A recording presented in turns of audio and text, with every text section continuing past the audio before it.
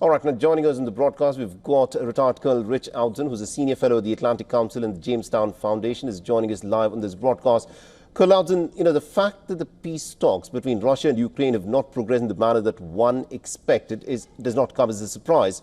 But talk to us a bit about, the expectations that are being laid out, where Ukraine says that it will attend these peace talks provided the Russians open their cards out first and put down their side of the bargain.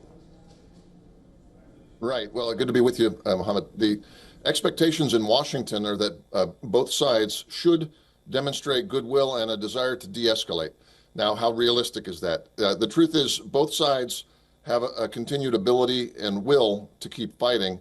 However, both sides also know that the United States potentially can exert a greater amount of influence on the outcome on the battlefield. How? If President Trump decides that Russia is the main intransigent partner here in the negotiations, it can lighten or ease some of the restrictions on arms transfers. I've long felt that this would be the logical step if and when Russia proves that it's not sincere about peace. So Ukraine has a strong incentive to say, look, we're ready to do this. And yet there's also risk for Ukraine, because if Russia keeps up the tempo of attacks, which, as you've noted earlier in the broadcast, they're doing more drones, 50,000 troops, continued offensives.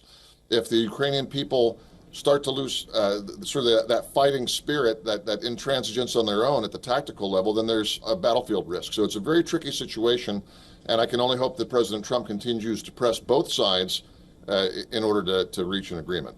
Interesting. Now, also, I want you to weigh in on this recent comment that was made by Donald Trump, the President of the United States, where when he was asked about whether Russia is serious about striking a peace deal with Ukraine, he said that we've got to give them 2 weeks. We'll get to know whether Russia is tapping the United States along. Do you think it's taken a lot longer than what a lot of people would have expected, that Trump would know that probably Russia is perhaps not negotiating in good faith? Well, I think so. I think President Trump, and with some reason, is trying to test the theory that there is rationality still in Vladimir Putin's brain, so that Vladimir Putin is not just blindly stumbling forward until his country is exhausted or somehow he wins.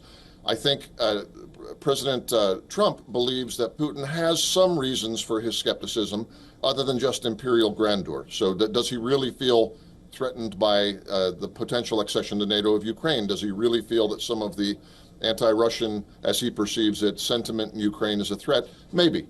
And so he's showing good faith to the extent that he can, and giving Putin the benefit of the doubt, and some political risk, mind you, because most in Washington, most in the United States, don't think there's any reason to show goodwill to Putin. But once that's exhausted, I think there's real risk for Putin. I think if he goes past a certain red line with Donald Trump, where Donald Trump feels he is being tapped on, in his phrase, I think then he opens up the floodgates in terms of more and increased military aid. When that happens, Russia's going to come under real pressure, because they're already near peak mobilization for this battle. If the United States and Europe fully get engaged in supporting the Ukrainians with more training and more weapons, it's going to be very painful for Vladimir Putin. I think Trump doesn't want to go there just yet.